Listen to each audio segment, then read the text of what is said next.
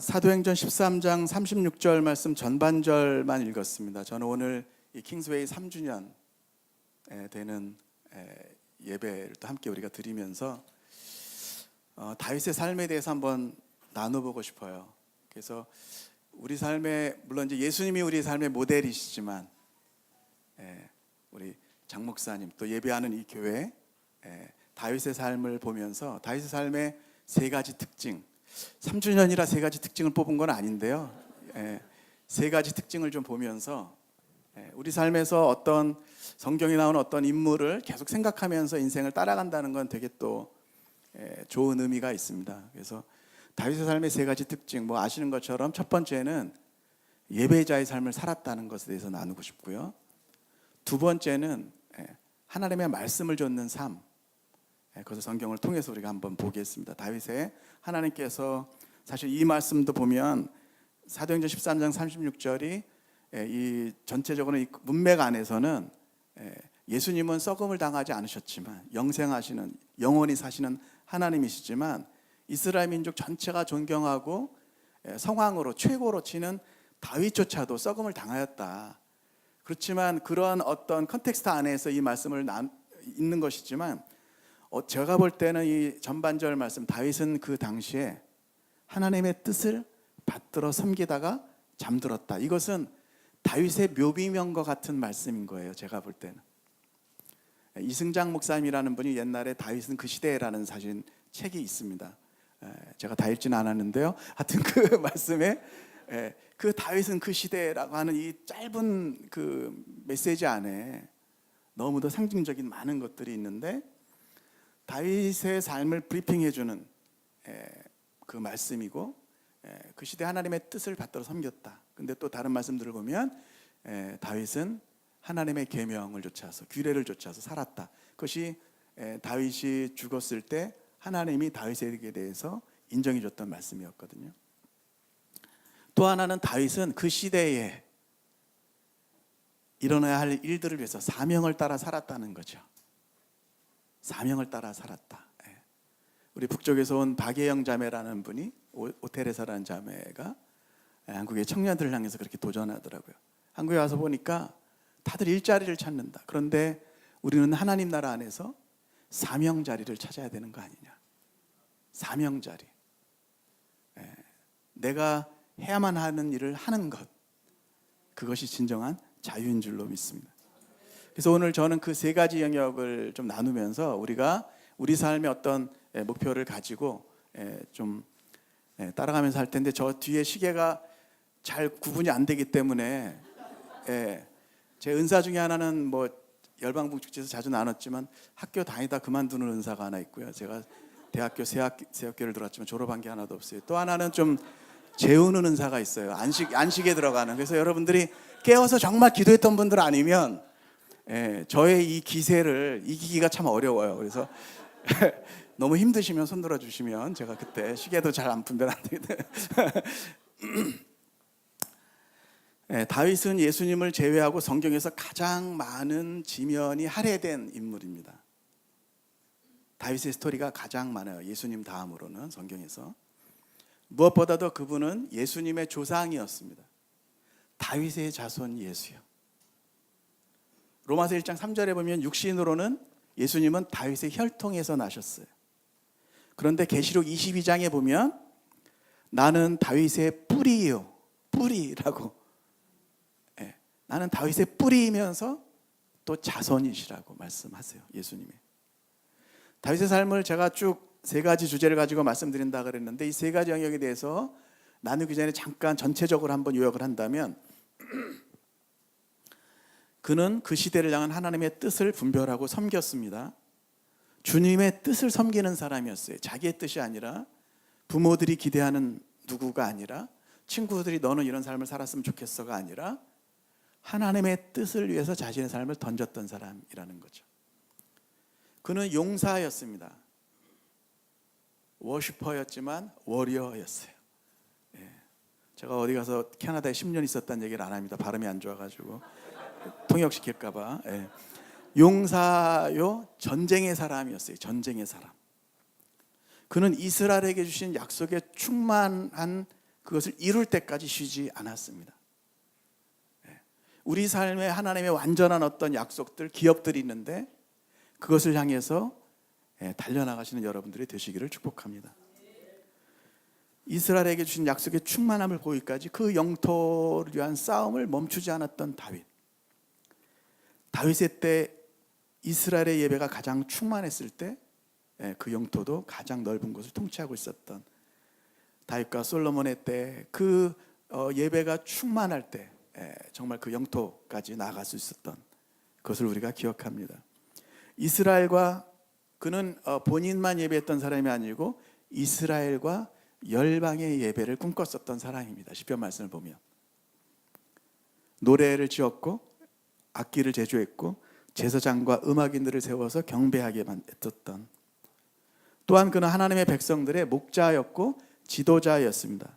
아둘람 굴에 400명의 피난민과 공동체를 이뤄서 훈련하였고 그들은 특히 그 중에 30명의 용장들은 다윗 왕국의 핵심 지도자들이 되었습니다.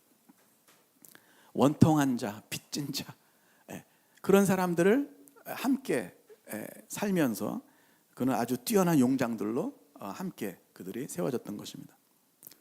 또한 하나님의 법궤를 가져오고 하나님의 휴실 처소를 예비했던 사람이었습니다. 또 솔로몬 성전의 모든 재료를 준비하고, 그 솔로몬 성전을 지은 사람은 솔로몬이지만 그 모든 재료를 준비하고 그 솔로몬 성전의 식양을, 청사진을 받은 사람은 다윗이었습니다. 무엇보다도 다윗은 하나님께 언약을 받았습니다. 하나님께서 다윗과 세우신 언약, 다윗 왕조는 실제로 400여 년 동안 지속이 됩니다. 다윗의 행위를 따르지 않았던 왕들 때문에 결국 BC 586년 유다가 바벨론에게 멸망당할 때까지 이 땅에 다윗 왕조는 400년 만에 400여 년 동안 지속되다가 망했지만, 그러나 다윗의 자손이신 예수님이 메시아로 오셔서 영원히 통치하십니다. 다윗은 그 시대에, 저 이 말을 너무 좋아해요. 다윗은 그 시대에 하나님의 뜻을 받들어 섬기다가 잠들었다. 우리 삶의 목표는 무엇입니까? 저는 제 삶에 묘비가 있을지 어떨지 모르지만 그냥 자기가 원하는 삶을 살았다가 아니라 하나님께서 인정해 주시는 그 시대에 하나님의 뜻을 받들어 섬기다가 잠들었다. 우리 모두가 그렇게 되기를 소망합니다. 하나님은 시대 때마다 하나님의 뜻을 행할 사람을 찾고 계시는 것 같아요. 하나님은 사람을 통해서 일하십니다. 킹스웨이 처치, 이 교회가 정말 주님의 다슈실 길을 예비하는 이 시대에 각 개인의 삶뿐만 아니라 공동체로, 특별히 시대를 위해서 이 남쪽과 저 북녘 땅 가운데도 동일하게, 그리고 열방 가운데 하나님의 쉬실 처소가 예비되는 일에, 주님이 다시 오실 길을 예비하는 그 길을 만들기 위해서 모일 때마다 함께 예배하고 말씀 안에서 교제하고 서로 사명이 불일듯하게 일어나도록 서로 격려하면서 함께 교제할 때, 이 시대에 하나님의 나라를 위해서 너무도 유명한 교회로, 이곳에서 지나가다가도 들어와서 예배할 때마다 정말 자기가 누구인지를 깨달을 뿐만 아니라 자기 삶의 아이덴티티뿐만 아니라 목적, 부르심, 사명, 데스티니까지도 이해하면서 이곳에서 수많은 사람들이 일어나게 될 줄로 믿습니다. 다윗이 처음 주님께서 세우신 그 때를 보면 바로 그 앞에 그 시대의 실패가 나옵니다. 그 실패는 어떤 실패냐면 지도자의 실패입니다. 바로 사울의 실패이죠.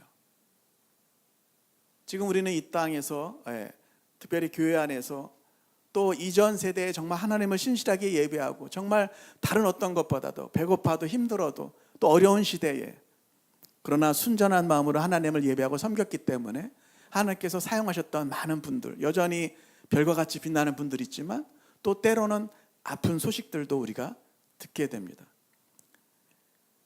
사울의 실패라는 것은, 그 시대에 실패가 있었다는 것은 또 다른 지도자를 하나님께서 세우는 시대라는 것입니다. 하나님은 어떤 사람을 찾고 계시는가? 그 시대에 하나님은 다윗을 택하셨어요. 이새의 아들 엘리압과 그 형제들을 보는 사무엘에게 하나님께서는 사무엘에게 말씀하시죠. 너는 더 이상 이 사울을 위해서 울지 말고 슬퍼하지 마라. 내가 이미 한 왕을 이미 뽑아놨다. 예선했다. 너는 기름을 뿔에 채워 가지고 가서 다윗의 아버지 이새의 집으로 가라. 그래서 그가 갔을 때 다윗의 형제들을 보면서 와, 정말 용모가 준수하고 건장한 그 아들들을 보면서 이 사무엘이 와, 하나님이 과연 기름 부실 만한 자가 여기 있구나라고 할 때 하나님께서 뭐라고 말씀하십니까? 그가 아니라고 말씀하시고, 나의 보는 것은 사람과 같지 아니하니 사람은 외모를 보거니와 나 여호와는 중심, 영어로는 heart입니다. 마음을 보시는 하나님. 여러분, 우리 모두에게, 인류 모두에게, 가고 오는 모든 세대의 모든 영혼들에게 하나님께서는 동일한 기회를 주셨습니다. 그것은 뭐냐면 우리의 마음이 100% 주님을 향하면, 그리고 100% 주님을 위해서 부어드리면 하나님은 그 사람을 반드시 쓰신다는 것입니다. 왜냐하면 하나님은 마음을 보시는 하나님이시기 때문에. 여러분, 이곳에서 예배할 때 이곳이 온 우주의 중심임을 믿으십시오.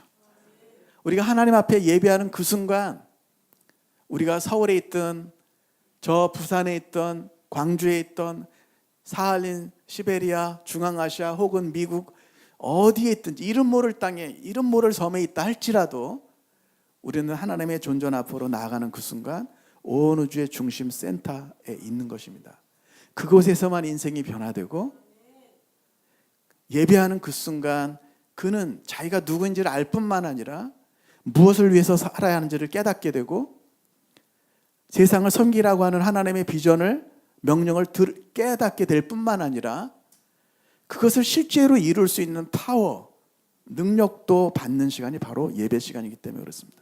하나님 앞에 나오는 시간이기 때문에 그렇습니다. 하나님을 예배하는 그 순간 그는 하늘의 자원으로 충만하게 되어서 하늘의 것으로 충만히 경험하게 될 뿐만 아니라 자기를 향하신 하나님의 모든 넉넉한 축복과 계획 안에서 모든 주신 축복의 기회들을 온전히 다 누리게 되는 것입니다. 제가 열방국제 모임하면서 한번 그런 나눈 적이 있는데, 그 미국에 한 3년 전에 LA에서 그 한국, 전 세계에 있는 한국 선교사님들 한 1,200명 정도 모여서 할 때 저희 팀이 이제 가서, 동학팀에 가서 예배를 인도한 적이 있었습니다. 한 3일 정도 같이 드렸는데, 그때 이제 저는 성함으로만 알던 고석자 희자, 고석희 목사님이라는 분이 오셨어요. 그래서 그 메시지가 참 좋아서 제가 이렇게 자주 나누는데요. 그분이 본인은 러시아 문학도 좋아하고 예술 전체를 좋아하기 때문에 당신의 이름은 고석희가 아니라 고스키다 이렇게 하시면서 저보다 더 썰렁한 농담을 감히 하시면서 그 얘기하셨던 게, 우리 하나님은 유일하신 하나님이다. 한 분이신 하나님. 그런데 그분이 도전하신 게 뭐냐면 우리 모두 한 사람 한 사람은 유일하다. 유니케어. 여러분들과 똑같은 모습, 똑같은 기질, 똑같은 재능, 똑같은 부르심을 가진 사람은 이전에도 태어난 적이 없고 앞으로도 태어난 적이 없습니다. 저는 그 말이 되게 무겁게 들립니다. 어떤 의미로 저의 어떤 책임, 사명 이런 느낌으로 들려요. 제가 그 길을 충분히 하나님의 원래 목적하신, 저를 이때, 우리 모두를 이때 보내신 하나님의 그 부르신 목적, 그 사명, 데스티니를 이루기 위해서 내가 그 길을 가지 않으면 이루어지지 않는 하나님의 계획이 있다는 것입니다. 제가 뭘 말씀드리려고 하는 것인지 아시죠? 우리 모두는 아주 특별하게, 그 누구도 똑같을 수 없고, 우리 모두에게 아주 유니크한, 고유한 삶을 살도록 하나님이 우리를 창조하시고 구원하시고 부르셨다는 것입니다. 여러분 한 사람 한 사람, 우리 공동체로도, 킹스웨이 공동체로도 우리가 왕의 대로 주님의 오실 길을 예비하지만 우리 한 사람 한 사람이 또 그렇게 그 길을 준비할 때 정말 하나님께서 놀랍게 영광 받으시고 따로 또 같이 주님께서 큰 일을 우리를 통해서 이루실 줄로 믿습니다. 나의 보는 것은 사람과 같지 않다고 말씀하시고 나 여호와는 중심을 본다, 마음을 본다. 우리 모두에게 얼마나 격려가 되는 말씀인지. 하나님은, 우리의 눈을 만드신 하나님은 보시는 하나님이세요. 우리의 마음을 보시는 하나님이세요. 우리의 귀를 만드신 하나님은 우리 마음속에 진정한 하나님, 내가 주님의 영광에서 살고 싶습니다, 그 소리를 들으시는 하나님이세요. 저는 예수원도 안에 있으면서 보니까 저는 사실 군대를 갔었던 이유가 대학 1년 다니다가 제가 도망치듯이 군대를 갔어요. 왜냐하면 예수원도단이 그때는 서클이라고 그랬는데 동아리에서 사람들이 볼 때는 저 아주 너무 착한 형제 뭐 이렇게 생각했지만 저는 너무 아니었거든요. 제 자신의 삶을 제가 너무 잘 알고 있었고 보니까 너무 맑은 형제들인데 저는 제 삶에 너무도 안타까운 죄악된 그런 모습들을 너무 많이 봤기 때문에 도망치듯이 제가 군대를 갔어요. 그렇지만 제 마음 안에 하나님, 제가 평생 하나님의 영광을 살고 싶습니다. 근데 보니까 저 사람들은 너무 귀하고 맑고 막 예배에도 막 꼭 천사 옆에 제가 있는 것 같은데 저는 그렇지 않은 사람인 거예요. 그래서 군대 가서 2년 반 동안 고민했어요. 기도했어요. 하나님, 제가 뭔지는 모르지만 하나님의 영광을 위해서 살고 싶습니다. 그런데 자신이 없습니다. 주님의 영광을 위해서 살 수 있을까요? 그것이 제 고민이었고, 제대할 때쯤 돼서 하나님 제 마음 안에 내가 할 수 있다가 아니라 하나님이 부르셨다는 것을 제가 이해하게 됐어요. 그 이후로도 계속해서 제가 부족하지만 예선도단 모임에서, 화요 모임에서 또 찬양팀으로 있었기 때문에 그곳에서 제가 회중석에 있든지 예배 인도 자리에 있든지 항상 제 마음 안에 하나님의 영광을 위해서 살고 싶습니다. 그런데 자신이 없어요. 이게 제 기도였어요, 늘. 그런데 뭔가 하나님의 영광을 위해서 살고 싶다고 고백하면서 성경에 나오는 얘기는 아니지만 못난 나무가 산을 지킨다는 표현이 있습니다. 좋은 나무는 다 뽑혀가고, 제가 예선도단 찬양팀에 있으니까 막 우리 박정호 형제, 제 친구 노래 잘하니까 막 최인혁 집사님하고 듀엣 앨범 만들어서 나가고, 서울대 음대 분들이 다 찬양인도 했는데 이분들은 다 미국으로 이민 가고 유학 가고 결혼해서 가고, 못난 나무가 산을 지키는 거예요. 그래서 제가 리더가 됐어요. 예선도단 화요 전체 전국 찬양팀 리더가 됐어요. 근데 제 마음 안에 계속해서 하나님 예배하고 싶고, 예배하면서 하나님에서 살고 싶습니다. 그 기도를 들어주신 것 같아요. 저같이 형편없는 사람, 부족한 사람을 하나님이 여기까지 인도하시고, 제가 한 30 넘어가니까 예선도안에서도 찬양 인도는 이제 그만하고 메시지 해야죠 뭐 이렇게 하는데, 저는 그냥 예배 인도하고 싶은 거예요. 그때 제가 마음에 기도했어요. 하나님, 제가 한 60까지만 찬양 인도하면 좋겠습니다. 근데 요새는 좀 늘려야 될 것 같아요. 이제 거의 많이 다 왔기 때문에 여러분들 제 나이 모르시겠지만 한 47이라고 해두죠. 할렐루야. 속아주시는 은혜, 그 풍성한 긍휼에 넘치는 사랑이 이 교회 안에 있는 줄로 믿습니다. 여러분, 하나님을 예배할 때에 하나님께서 우리 자신이 누구인지를 잘 알게 하실 뿐만 아니라 깨닫게 하시죠. 무엇을 위해서 살아야 하는지 길이 열립니다. 예배 가운데 길이 열리고 말씀 가운데 길이 열리고, 먼저 그 나라와 그 일을 구할 때 길이 열리는 줄로 믿습니다. 사울을 패하시고 다윗을 왕으로 세우시고 증거하여 가라사대, 내가 이새의 아들 다윗을 만나니 내 마음에 합한 사람이다. 내 뜻을 다 이루게 하리라. 하나님께서 우리를 보시면서 정말 이렇게 말씀하시는 줄로 믿습니다. 우리가 하나님의 뜻을 구할 때, 내 뜻이 아니라 하나님의 나라와 그 뜻을 먼저 구할 때 하나님께서 이렇게 기뻐하실 줄로 믿습니다. 하나님은 하나님의 뜻을 좇는 사람을 기뻐하십니다. 아까 말씀드린 것처럼 다윗은 당시에 하나님의 뜻을 받들어 섬기다가 잠들었습니다. 다윗은 늘 하나님 앞에서 경배하면서 그분의 자기의 시대를 향한 계획과 목적, 그 부르심을 듣고 그 뜻을 섬겼죠. 주님께서 다윗의 마음 가운데서 보시고 기뻐하셨던 그 마음은 어떤 것이었을까요? 아까 말씀드린 것처럼 저는 세 가지 영역을 나누고 싶은 것이죠. 첫 번째, 그는 예배 중심의 삶을 살았습니다. 예배 중심의 삶, 하나님 중심의 삶. 두 번째, 그는 말씀 중심의 삶을 살았습니다. 하나님의 법도를 지키는 삶. 세 번째, 그는 사명 중심의 삶을 살았습니다. 하나님의 부르심을 알고 하나님을 섬기는 삶.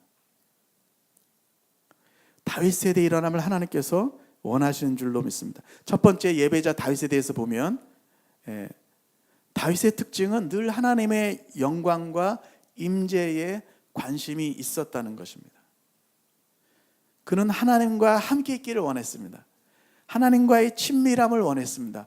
그래서 축복도 받은 것입니다. 그는 축복을 구한 것이 아니라 어떤 상황 가운데서도 하나님과의 친밀감을 원했고 하나님의 영광을 먼저 생각했기 때문에 다른 축복들도 받았던 것입니다. 하나님과 오래 머물러 있을 때 나타나는 특징이 하나 있습니다. 사람들이 그를 알아봅니다.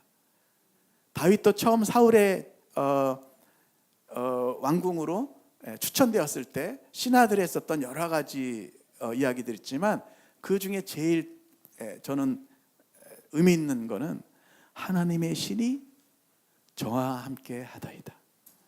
여러분, 우리가 의지적으로 주님의 전에 나아가고 홀로 이곳에 나와서 혹은 여러분의 개인의 골방에서 혹은 들판에서 다양한 곳에서 하나님을께 나아가는 그 사랑, 그곳에서 우리 시대의 다윗이 만들어주는 줄로 믿습니다. 하나님은 하나님의 임재를 사모하는 다윗의 마음에 감동하셨습니다. 여러분, 사랑하면 같이 있기를 원하잖아요. 사랑하면 같이 있기를 원합니다. 다윗은 제가 나누겠습니다만 정말 인생의 많은 어려운 상황들 가운데서도 늘 하나님의 임재와 영광에 관심이 있었던 사람이었죠. 그것에 하나님은 감동하셨던 것입니다. 들판에서도 광야와 굴 속에서도 왕궁에서도 많은 사람들은 들판에서 예배하는 것을 성공하는데 힘들 때는 주님의 이름 부르다가 삶이 펴지면 왕궁과 같아지면 잊을 때가 왔는데 그는 왕궁에서도 하나님의 쉬실 처소를 근심했었던 사람이었죠. 다윗의 인생의 시즌에 그는 다양한 어떤 인생 길을 지나갔습니다. 목동이었죠. 그는 용사였고 군인이었습니다. 망명되기도 했습니다. 도망자였습니다. 죄인이었습니다. 시인이었고 음악가였고 그리고 왕이었고 예수님이 성경에서 사실은 신약에 인용된 가장 많은 예언의 말씀은 다윗의 시편입니다.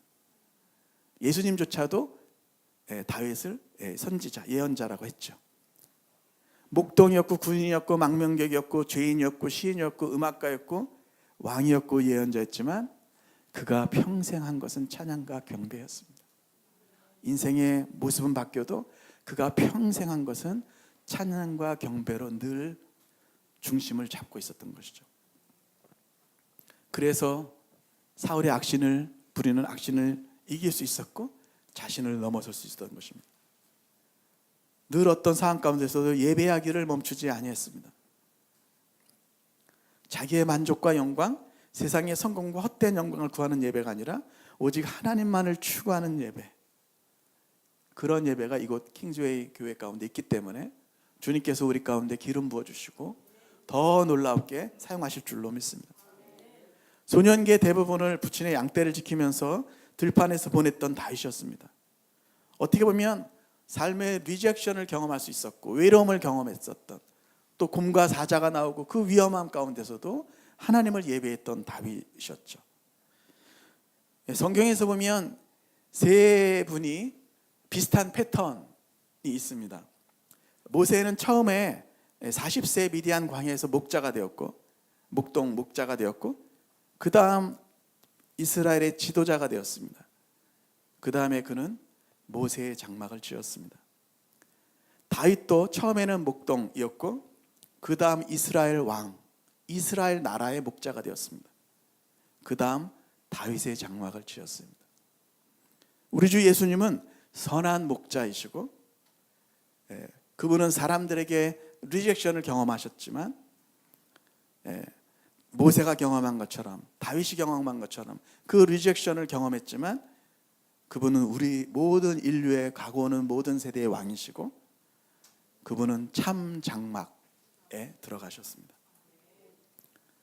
요한복음에 보면 예수님은 현재도 다스리시고, 히브리서 9장에 보면 참 성소, 하늘 성소에 들어가신 하나님.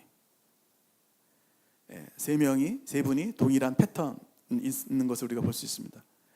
다윗은 들판에서뿐만 아니라 위험과 두려움 속에서도 사실 이스라엘의 왕으로 사무엘에게서 기름 부음을 받았지만, 그 후에 계속적인 바로 왕이 된 것이 아니라 계속적인 사울과 군대로부터 추격당하고 계속적인 위험 가운데 살았습니다. 여러분, 우리가 예수님 믿으면 바로 모든 것들, 모든 문제가 해결되고 그러는 것이 아니라 인생이기 때문에 인생 광야길을 지납니다. 때로는 쫓김 당하는 것 같고, 때로는 외로움을 경험하고, 때로는 슬픔을 경험하고, 모든 인생들 가운데. 그러나 그는 늘 하나님을 노래했고, 삶의 자리가 어떠든지 광야든지 어디든지 들어간 그곳은 그에게 성소가 되었습니다. 시편 63편에도 보면 유다 광야에 있었을 때, 그의 몸은 표지에 보면 유다 광야에 있었습니다. 다윗의 몸은. 그런데 거기 뭐라고 다윗이 그 시편 63편에 기록하냐면, 내가 이와 같이 주의 권능과 영광을 보려 하여 성소에서 주님을 바라봤나이다. 여러분, 다윗에게는 인생 광야조차도 성소였던 것입니다.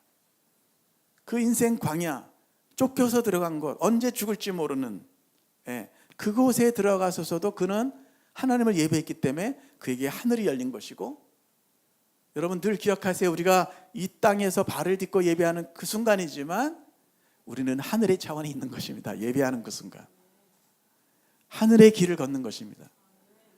하나님의 새로운 차원 안에 들어가는 것입니다. 요즘처럼 혼란스럽고 메마른 이 땅의 어떤 시대의 혼란스러운 시대 가운데 어떻게 보면 오아시스, 어디 있습니까? 예배하는 곳에서, 하나님의 말씀을 듣는 곳에서, 귀한 형제자매들과 함께 예배하고 교제하는 곳에 인생의 오아시스가 있는 것입니다. 유다 광야에서 그는 예배했고, 그곳에서 변화되었고, 그 광야에서 나오게 된 것입니다. 위험과 고난의 인생 광야는 그의 성소였던 것이죠. 그는 그곳에서 하나님을 노래했고 만났고 변화되었습니다. 다윗은요, 들판이나 위험과 두려움 속에서만 아니라 그는 이스라엘 나라 전체가 예배하기를 원했던 사람이었습니다.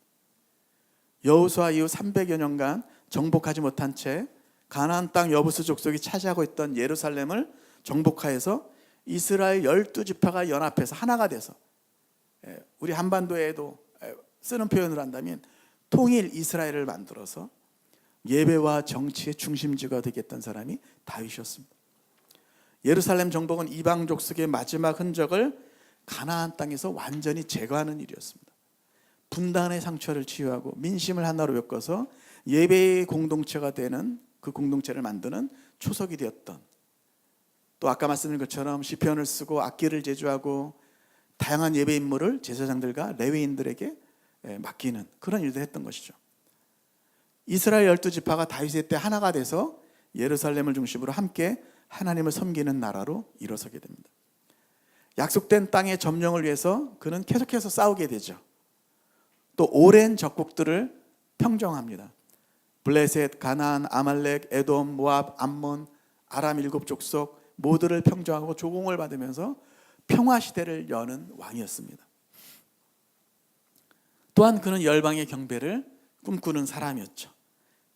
시편 96편 7절에 보니까 만방의 족속들아 영광과 권능을 여호와께 돌릴지어다. 여호와께 돌릴지어다. 하나님이 누구신지를 알았기 때문에, 그는 하나님이 누구신지를 알았기 때문에 하나님이 열방 가운데서 그렇게 마땅한 찬송을 받으시기를 원했던 거죠. 아멘. 그는 또한 하나님의 주실 처소를 예비했던 다윗입니다. 하나님의 법궤가 수년간 블레셋인들에 의해서 점유당한 후에 이 법궤를 지금 제 기름 부심이 풀어주고 있어요. 점점 안식으로 들어가신 분들이 조금씩 계신데, 하나님의 법궤가 수년간 블레셋인들에 의해 점유당한 후에 이 법궤를 예루살렘으로 가져오려 했던 것은 다윗이었습니다. 사울은 그 법궤에 관심이 없었어요. 하나님의 영광과 통치와 임재를 상징하는 법궤에 관심이 있었던 것은 다윗이었습니다. 하나님의 영광과 현존과 영광의 상징인 법궤가 기랏 여라님에 방치되어 있던 때 그 법궤를 예루살렘으로 옮겨온 것은 다윗이었고, 그는 법궤의 중요성을 인식하고 있었습니다. 다윗은 법궤를 국가의 상징으로 삼았고 하나님의 말씀을 통치 이념으로 삼았으며 그 나라가 융성해지고 예배 가운데서 하나님의 통치 가운데서 문화가 꽃피게 되었죠. 또한 그는 다윗의 장막을 만들었습니다. 저는 이 사무엘하 7장을 보면 역시 다윗이다 이런 생각을 합니다. 역시 다윗이다. 저는 가끔 이런 생각을 하는데, 제가 이스라엘 한 4번 정도 다녀온 것 같아요. 근데 예루살렘에 가면 이런 생각을 하게 되는 것 같아요. 이곳에서 다윗이 드렸던, 다윗이 하나님과 만났던 것을 하나님이 추억하실 것이다, 기억하실 것이다. 저는 그렇게 생각해요. 어떤 눈에 보이는 어떤 건물이 아니라 하나님이 사랑하시는 자녀들과 하나님이 가지셨던, 물론 다윗은 이미 하나님과 함께 있지만 그 땅에서 똑같은 표현을 한다면 동방의 예루살렘, 저 북녘 땅에 평양에서 수많은 영혼들이, 우리는 전혀 상상할 수도 없는 수많은 이름 모를 영혼들이 하나님을 예배했던 그 시대를, 그 영혼들을 하나님이 기억하시고 있다고 저는 믿습니다. 다윗은요, 다윗의 장막을 만들었어요. 특별히 사무엘하 7장에 보면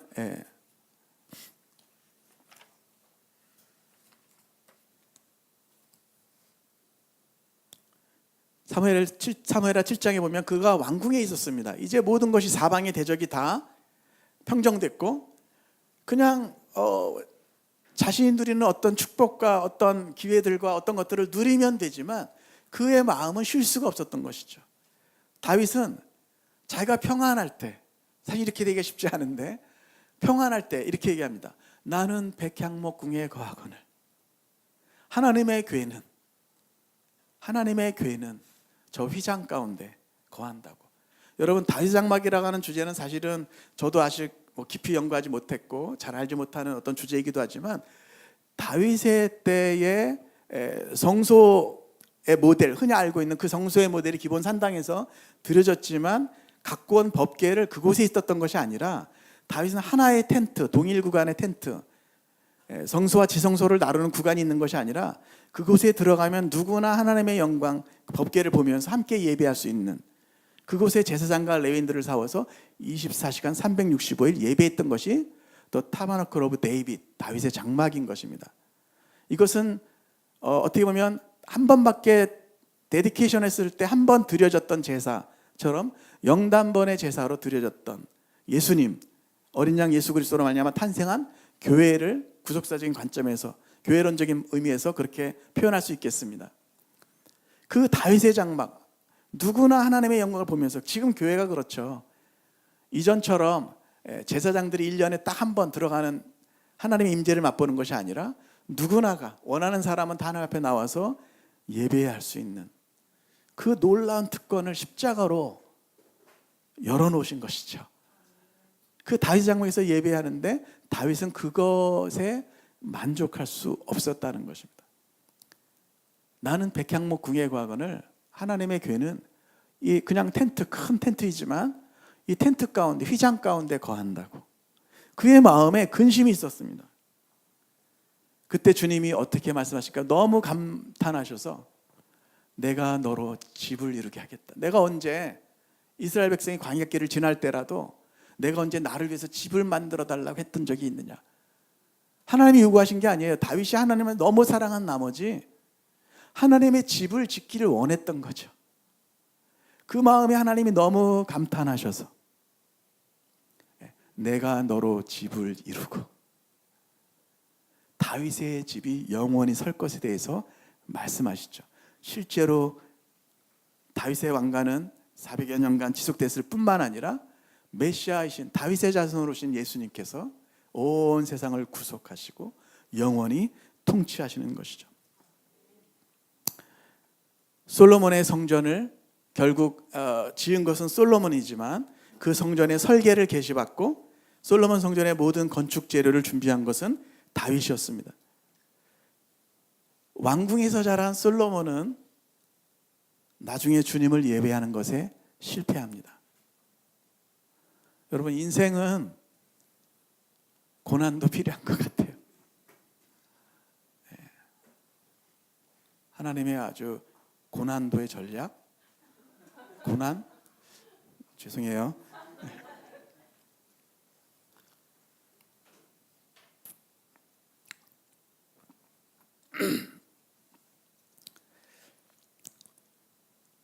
성전의 설계를 계시받고 솔로몬 성전의 모든 건축 재료를 준비한 것은 다윗이었고 왕궁에서 자란 솔로몬은 나중에 주님을 예배하는 것에 실패하지만 들판과 광야에서 하나님의 임재와 영광을 사모했던 다윗은 평생 쓰임을 받았습니다. 그 자손들은 하나님의 긍휼하심을 입고 축복을 받았습니다. 두 번째, 사실 예배에 관한 것이 한 반 정도 되고요. 그 다음에 이제 두 가지 주제 가니까 너무 상심하지 마소서. 할렐루야. 두 번째, 말씀 중심의 삶을 살았습니다. 다윗이. 사실 하나님께서 사울을 버리신 이유는 말씀을 버렸기 때문이었습니다. 하나님의 말씀. 그는 양의 소리는 들었지만 하나님의 음성을 듣지 못했죠. 하나님이 이미 버리신 것도 알지 못한 채 자기를 위해서 기념비를 만들러 가고 있었던 사울. 사실 우리는 모두는 다 다윗이 되길 원하죠. 우리는 사울하고 다윗 나오면 우리는 무조건 사윗 쪽에 붙습니다. 사울도 그랬을 거예요. 다윗은 물론 몰랐지만 사울도, 여러분, 사울과 다윗이 여러 면에서 똑같았습니다. 이것은 우리에게 경고가 되는 말씀이에요. 사울과 다윗은 여러 면에서 똑같았습니다. 첫 번째, 그들은 둘 다 겸손했습니다. 처음에 성경에 나타날 때 그들은 둘 다 겸손했어요. 그들은 둘 다 워리어, 용사였습니다. 용맹함으로 그들이 알려졌습니다. 그들은 둘 다 기름 부음을 받았습니다. 어노인팅을 받았어요. 둘 다 왕이었습니다. 그런데 사울은 하나님께서 버리셨습니다. 그렇게 처음부터 계획하신 것이 아니고, 저는 신학을 하다가 그만뒀기 때문에 여기서 뭐 다른 쪽에 더 얘기하고 싶지는 않고요. 그가 자기 부르심에 실패한 것입니다. 하나님의 긍휼하심이 있지만 자기중심적인 삶으로 하나님의 말씀을 청종하지 않았을 때, 하나님이 용서하시는 하나님이시지만, 긍휼을 베푸시는 하나님이시지만 어느 때가 된다면 하나님이 방치하시지 않는 어떤 순간이 있다는 것입니다. 사무엘이 가로되 여호와께서 번제와 다른 제사를 그 목소리 순종하는 것을 좋아하심같이 좋아하시겠나이까. 순종이 제사보다 낫고 예배보다 낫고 듣는 것이 수양의 기름보다 나으니 이는 거역하는 것은 사술의 죄와 같고 완고한 것은 사신 우상에게 절하는 죄와 같음이라. 왕이 여호와의 말씀을 버렸으므로 여호와께서도 왕을 버려 왕이 되지 못하게 하셨나이다. 우리가 잘 아는 것처럼 다윗은요, 많은 죄악이 있었습니다. 그 삶에 우리아의 아내 밧세바와 간음했고, 그 우리아를 전쟁터로 내몰려서 죽인 살인의 죄가 있었고, 여러 가지 죄악들이 있었음에도 불구하고, 그래서 고난을 받은 영역들도 있지만 사울의 삶과 비교해 본다면 사울은 버림을 당했고 다윗은 평생에 주님을 섬겼고, 우리가 생각하면 이해되지 않는 사도행전 13장 36절에 다윗은 그 시대에 하나님의 뜻을 받들어 섬기다가 죽었다. 하나님의 평판이 그렇게 결론이 난 것입니다. 이것은 아주 다른 결론이죠. 완전히 다른 결론인 것입니다. 다윗을 향한 하나님의 평가를 한번 보면은요, 다윗이 죽은 후에 그 아들 솔로몬에게 하나님이 2번 말씀하시는데, 솔로몬이 기브온 산당에서 1000번제를 드린 후에 열왕기상 13장에 보면 이런 말씀이 있습니다. 네가 만일, 솔로몬에게 지금 하나님 말씀하시는 거예요. 네가 만일 네 아버지 다윗이 행한 같이 마음을 온전히 하고 바르게 하여 내 앞에서 행하며 내가 네게 명령한 대로 온갖 일에 순종하여 내 법도와 율례를 지키면 내가 네 아버지 다윗에게 말하기를 이스라엘의 왕위에 오를 사람이 네게서 끊어지지 아니하리라 한 대로 네 이스라엘 첫 번째 죄송합니다. 넘겼어요. 눈이 잘 안 보여요 요새. 솔로몬이 기브온 산당에서 일절번제를 드린 후에 첫 번째 하나님 말씀하신 거예요. 네가 만일 네 아버지 다윗이 행한 같이 내 길로 행하며 내 법도와 명령을 지키면 내가 또 네 나를 인생을 길게 하리라. 첫 번째 그렇게 확인해 주셨고, 두 번째는요, 다윗이 죽은 후에 7년 만에 솔로몬이 성전 대역사를 마친 후에 이렇게 얘기하시는 겁니다. 네가 만일 네 아버지 다윗이 행한 것 같이 마음을 온전히 하고 바르게 하여 내 앞에서 행하며 내가 네게 명령한 대로 온갖 일에 순종하여 하나님의 법도 내 법도와 율례를 지키면 내가 네 아버지 다윗에게 말하기를 이스라엘의 왕위에 오를 사람이 네게서 끊어지지 아니하리라 한 대로 네 이스라엘의 왕위를 견고하게 하려니와. 여기 두 말씀을 보면 다윗이 하나님의 법도와 명령을 지켰다고 하나님께서 확언해 주십니다. 다윗을 향한 하나님의 평가가 그렇지만 또 하나 보면 다윗이 솔로몬에게 유언을 하는데 열왕기상 2장에도 보면 다윗이 죽을 날이 임박함에 그 아들 솔로몬에게 명령하여 이르되 내가 이제 세상 모든 사람이 가는 길로 가게 되었노니 너는 힘써 대장부가 되고 네 하나님 여호와의 명령을 지켜 그 길로 행하여 그 법률과 계명과 율례와 증거를 모세의 율법에 기록된 대로 지키라. 그리하면 네가 무엇을 하든지 어디로 가든지 형통할지라. 제가 한 10년 빼고 싶지만 82년도에 대학교 2학년 때 DTS라는 훈련을 하고 예수전도단에서 군대 가기 전에 간사 생활을 시작했어요. 그러니까 사역을 시작한 지가 한 36년, 37년. 제가 12살 때부터 했기 때문에 그런데요. 근데 제가 그렇게 30여 년을 사역하면서 깨달은 게 하나 있어요. 하나님의 말씀은 정말 진리이다. 이 세상이 움직이는 워킹하는 원리는 하나님의 말씀입니다. 너희는 먼저 그의 나라와 그 일을 구하라. 그리하면 이 모든 것을 너희에게 더하시리라. 그 말씀이 역사하시더라고요. 진리이더라고요. 여러분 다윗의 시편에도 나오고 이사야서 말씀에도 나오고 베드로서에도 나오고 말씀에 보면 비슷한 맥락의 말씀들이 있죠. 우리 인생이 뭐냐? 인생은 그날의 들의 풀과 같고 그 영화는 들의 꽃과 같다. 그런데 이사야서 말씀에 보면 하나님의 말씀은 영영이 서리라 하라. 하나님의 말씀은 영영이 서고 하나님의 사랑은 굳건한 진리인 줄로 믿습니다. 힘써 대장부가 되고 하나님의 명령을 지키면 네가 무엇을 하든지 어디로 가든지 너는 형통할 거야. 다윗이 지금 솔로몬에게 그렇게 유언하는 것입니다. 마지막인데요, 예배자 다윗의 삶에 아까 예배 중심의 삶, 말씀 중심의 삶을 살았는데 또 하나는 사명 중심의 삶을 살았다는 것입니다. 저는 무엇을 위해서 살아야 할지 몰랐어요. 제가 고등학교 때 공업고등학교 진학하면서 저희 집안 형편 때문에 저는 집에서 막내였기 때문에 제가 제 인생을 투철하게 뭐를 위해서 살아야지 이렇게 계획하는 종류의 사람이 아니었습니다. 그런데 막연하게 중학교 때까지는 시인이나 외교관이 되고 싶었던 것 같아요. 그냥 뭔가 어떤 진리? 어떤 것을 위해서 좀 살고 싶었던 것 같아요. 그리고 좀 의미 있는 일을 하고 싶었던 것 같아요. 그렇지만 제가 뜻하지 않은 중학교에서 고등학교 원서 쓰러 가는 날 저희 집안이 가장 상황이 좀 넉넉하지 않으니까 중학교 3학년 저희 담임선생님이 저희 어머니에게 고등학교 진학을 권했고 그러면서 갑자기 제 인생이 완전히 바뀌었습니다. 그냥 건축 뭐 좋은 거고 좋은 거지만 저는 제가 그런 걸 생각하지 않았기 때문에 그 당시에 표현을 한다면 내 인생은 완전히 이제 공돌이로 끝났다 이런 생각을 했습니다.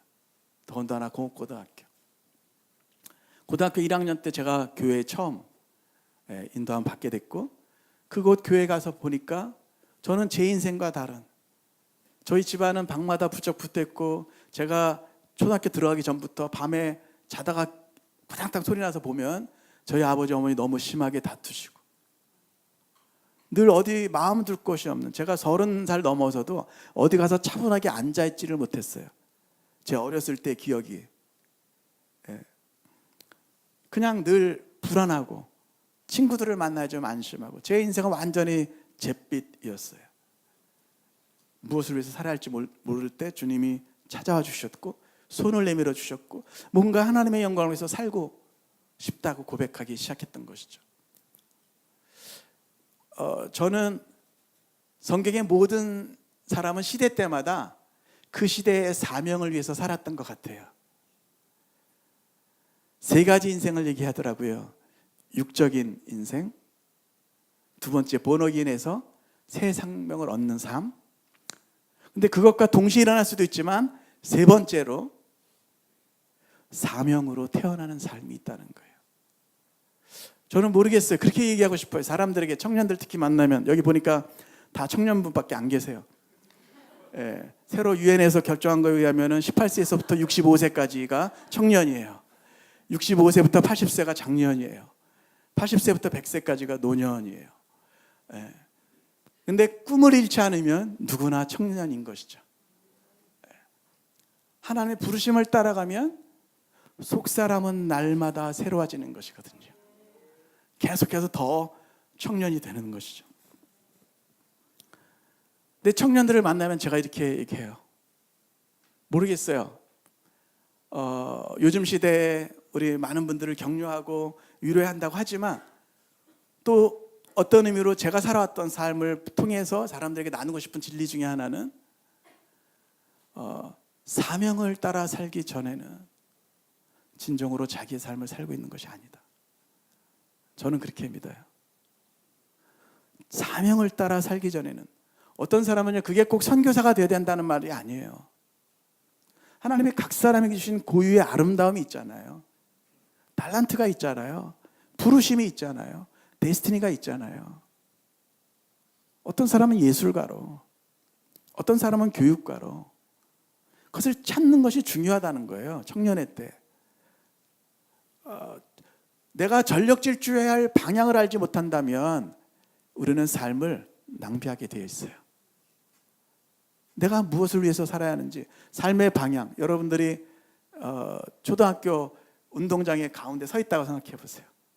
어디론가 달려가고 싶은데 방향을 결정하지 못한다면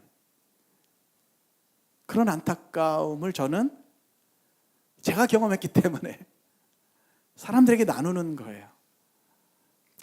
낭비하지 말라고. 자기 사명을 따라 그것이 진정한 자유인 거죠. 제가 늘 열방봉 축제 때도 자주 나누고 했던 것, 뭐 강의 나누면 꼭 이렇게 숙제라고 그러면서 숙제 조사 안 하지만 과제물 조사 안 하지만 제가 부탁드리는 게 아마 여러분들 다 보셨을 거예요. 이미 유튜브에 보면 짐 카비젤이라는 사람이 나오죠. 패션 오브 더 크라이스트 영화에 예수님 역할을 했던 분. 그가 건강적으로 십자가 달리는 그 연기를 하셔야 되는데 몸이 너무 아프고 의사도 반대하고 잘못하면 죽을 수 있다 그런 상황이었는데 그분이 그것을 넘기면서 하나님 주셨던 은혜들을 나누면서 그 유튜브에 짐 카비젤 한글로 이렇게 짐 카비젤 이렇게 치시면 그 영상이 나오는데 그 메시지 아마 마지막 쪽에 너무 중요한 감동이 되는 얘기를 하시더라고요. 이분이 미국 교회를 향해서 얘기하는 거예요.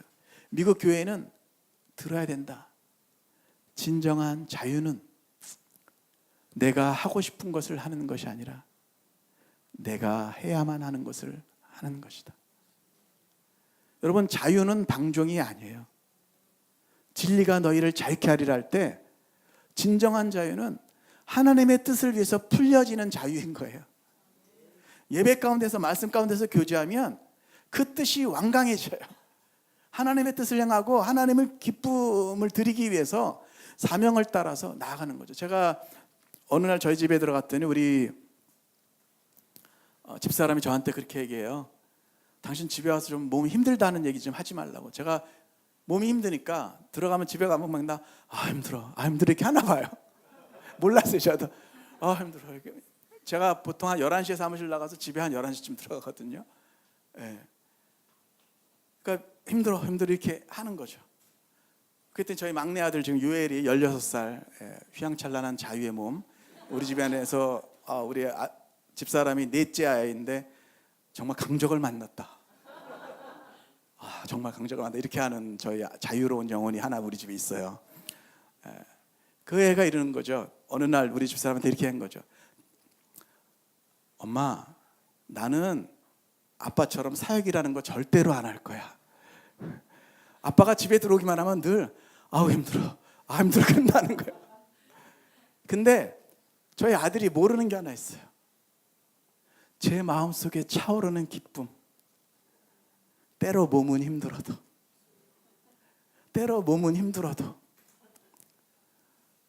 제 마음속에 차오르는 기쁨. 하나님 어떻게 이렇게 과분한 인생을 살게 하셨는지. 정말 말도 안 되는 터무니없는 저 같은 사람을, 깨어진 사람을, 더럽혀진 삶을 살았던 사람을 하나님께서 부르시고 그분의 나라를 위해서 사용하신다는 것이 저는 얼마나 감사한지. 이거는 갚을 수 없는 영광인 거예요. 하나님의 나라를 위해서 하나님이 사랑의 음성으로 우리를 부르십니다. 여러분, 어떤 사람은 물론 기업에 들어가서 일하셔야 될 분 있고, 예술가로, 교육가로 다양한 영역에서 창의적으로 우리는 하나님의 나라를 위해서 헌신하게 될 거예요. 그래서 어떤 종류의 직업이 좋다 나쁘다 이런 문제가 아니라 그것을 왜 하느냐가 중요하다는 거죠. 사명이기 때문에 할 때 길들이 열리고 더 높은 곳으로 나가게 될 줄로 믿습니다. 다윗은 다윗의 시대에 다윗의 사명 중에 하나는 하나님의 집을 짓는 것이었습니다. 솔로몬 성전을 짓는 것이었어요. 그는 하나님의 쉬실 처소를 예비했고 예비하기 원했던 사람이었죠. 그 다윗을 위해서 집을 지어주시고 다윗을 기억하면서 후대까지 언약을 지키시는 하나님을 우리가 성경에서 볼 수 있습니다. 여러분, 우리 그 축구 시합 뭐 이런 거 할 때 스타디움에서 플랜카드 그 뭐라 그러죠? 이렇게 막 하는 거 보면 꿈은 이루어진다 이런 거 많이 써 있잖아요. 제가 보니까 꿈은 이루어지는데 두 가지 조건이 충족될 때 꿈이 이루어지더라고요. 그 꿈이 첫 번째, 그 꿈이 내 야망이 아니고 부르심일 때 그것이 이루어져요. 부르심일 때. 두 번째, 그러니까 우리가 하나 예배하면서 말씀 가운데서 그 사명을 깨달아야 돼요. 하나님 나에게 주신 왕의 대로를 임하시는 실제적인 삶은 누구든지 나를 따라오거든 자기를 부인하고 자기 십자가를 지고 나를 좇을 것이니라. 왕의 길을, 종의 길을 따라가는 거예요. 그러면 그것으로 실제로 이 시대 안에 하나님의 오실 길을 우리가 예비하는 것이죠. 다양한 영역에서 다양한 부르심으로 함께 서로 격려하면서 꿈은 이루어지는데 첫 번째, 그것이 내 야망이 아니라 사명일 때, 두 번째, 그것을 위해서 대가를 지불하는 거예요. 죽는 것이에요. 예수님이 죽어라, 그리하면 살 것이다. 죽는 게 목적이 아니에요.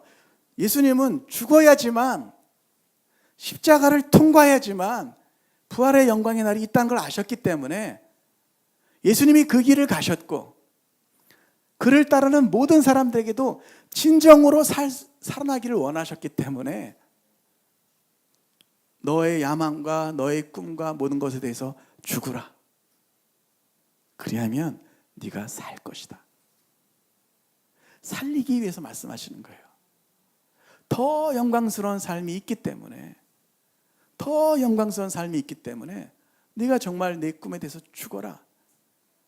야망이 아니라 사명으로 거듭나라. 성경의 모든 사람들은 다윗을 포함해서 그 시대를 향한 하나님의 사명 안에서 살아난 사람들이죠. 그들은 영원히 별과 같이 빛나는 사람들이 되는 것이죠.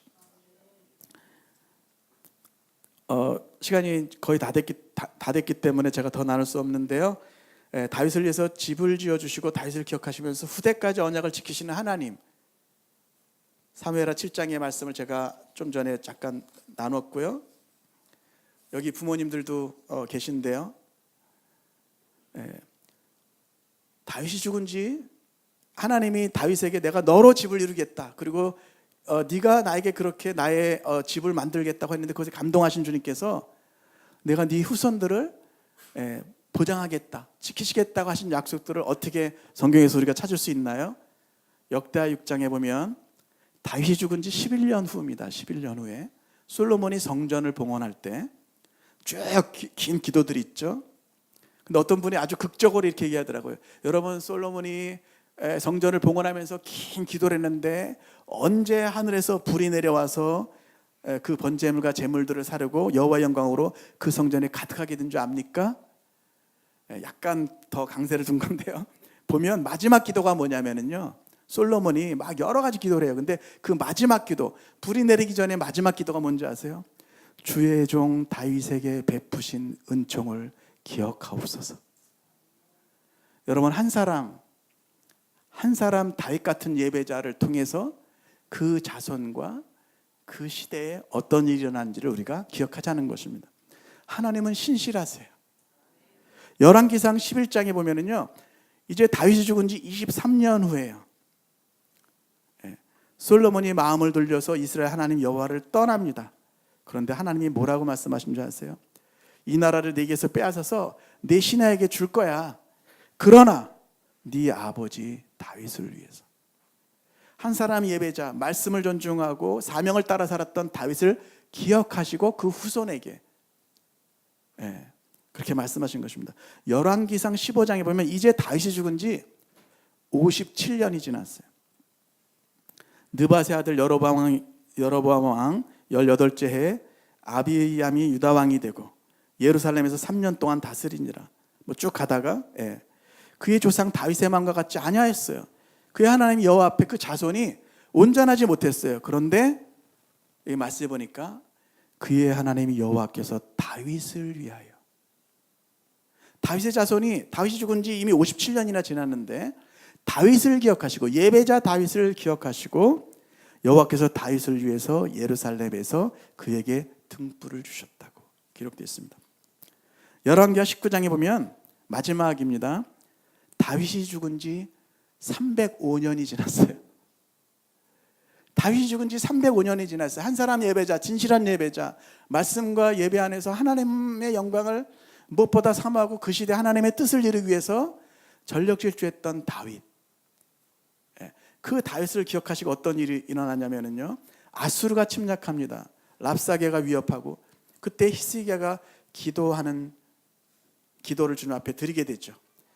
열왕기하 19장에 보면 이사야가 그럴 때 예언을 합니다. 그러므로 여호와께서 아수르 왕을 가리켜 이르기를 그가 이성에 이르지 못하며 이리로 화살을 쏘지 못하며 쭉 가다가 이는 여호와의 말씀이니라 내가 나와 나의 종 다윗을 위하여, 나의 종 다윗을 위하여 이성을 보호하여 구원하리라 하셨나이다 하였더라. 이곳 킹스웨이 교회에서 함께 모여서 예배하시면서 다윗의 마음, The Heart of David, 하나님은 그 중심을 보시는 거거든요. 여러분, 지금 청년의 때 여러분들의 지금 주변에서 아직 일어나지 않은 많은 실제들을 여러분들이 예배 가운데서 보게 되기를 원합니다. 하나님께서 각 사람에게 고유한 데스티니를 주셨는데 그 일들이 이곳에서 함께 예배한 중에 더 꽃피게 되고 열매 맺게 될 줄로 믿습니다.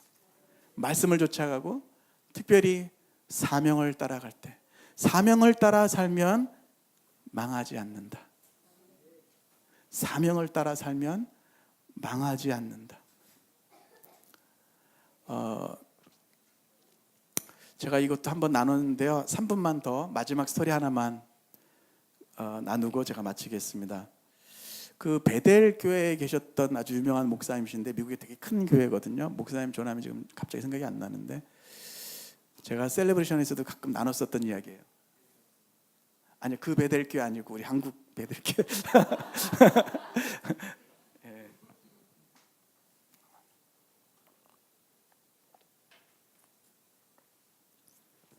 미국에서 꿩 농장을 한번 가셨다는 거예요. 꿩 농장에 있다 그래서 가봤는데 그 꿩 농장이 희한하게 지붕이 없더래요. 꿩은 날개가 있잖아요. 본능적으로 날 수 있는데 도망갈 수 있는데 꿩 농장에 그냥 울타리만 쫙 쳐 있고 그 넓은 땅에 지붕이 없더래요. 희한하다.